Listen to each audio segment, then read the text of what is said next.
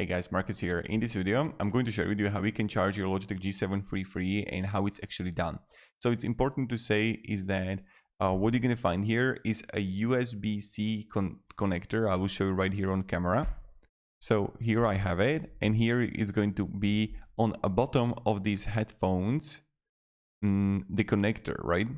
So what you need to do is to just add and connect it with the USB-C cable that you're going to find also in the packaging, and then you just have to plug it in.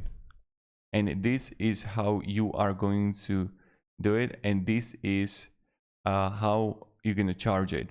And then you're going to plug in it to adapter or to the PC.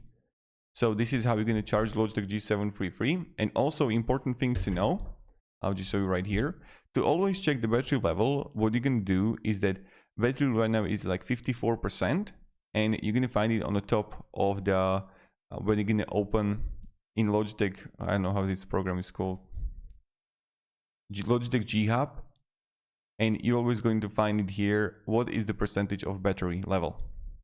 So thank you very much for watching and have a great day, and goodbye.